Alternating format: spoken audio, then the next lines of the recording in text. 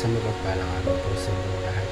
Ako po si Brian Lisa Mendoza at ito po ang aking daily devotion ngayong araw, September 2, 2024. Ngayong araw po ay may panibago po tayong series at ito po ay ang 7 Pillars of Complete Trust in God.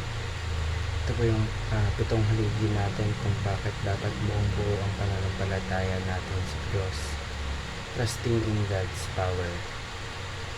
Ito po ang sabi sa ating talata ngayong araw, which is the Nehemiah chapter 9 verse 6.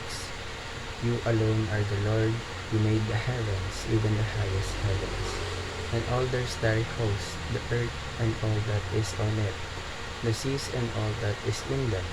You give life to everything, and the multitudes of heaven worship you. Sa Tagalog po, ikaw lang po ang Panginoon. Ginawa niyo ang kalangitan, ang lupa, ang dagat, at ang lahat ng mga naroroon binigyan niyo na po ng buhay, ang lahat ng inyong nilikha, at sinasamba kayo ng mga anghel sa langit. So, why should we put our trust in God's power? So, sasagutin ko po ang katanungan iyan base po sa mga katuruan na aking natutunan. So, una po, Creator, He created all things.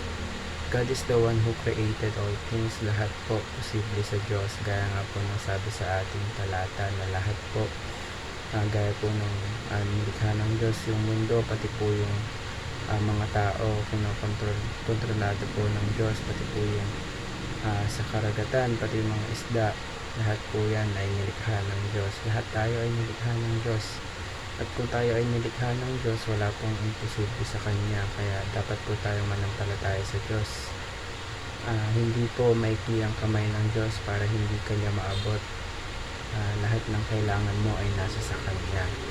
Pangalawa po, sustainer. He sustains all things. Ang Diyos po ay tagapanatili. He sustain all systems. Lahat po sinusustain ng Diyos. Even our life sinusustain ng Diyos.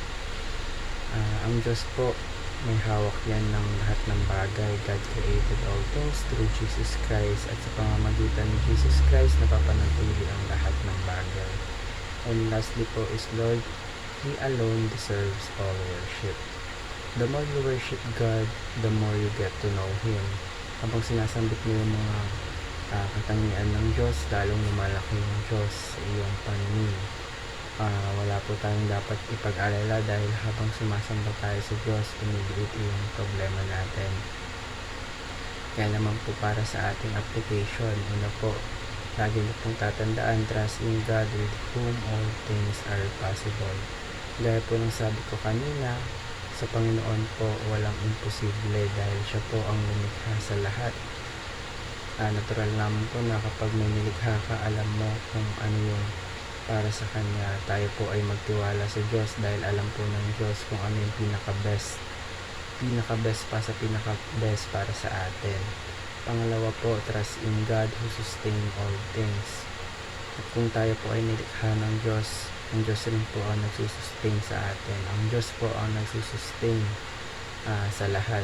Ang Diyos po ang tagapanatili. Lahat po ng systems dito sa atin, kontrolado po ng Diyos. Gaya po ng for example, yung buhay po natin, pati buhay po natin, kontrolado po ng Diyos. Ang Diyos po ang nagsusustain sa lahat. And lastly po is trust in God by worshiping Him. Kung ang Panginoon po, kung si God po ang lumikha ng lahat, nagsusustain ng lahat, let's trust God by worshiping Him.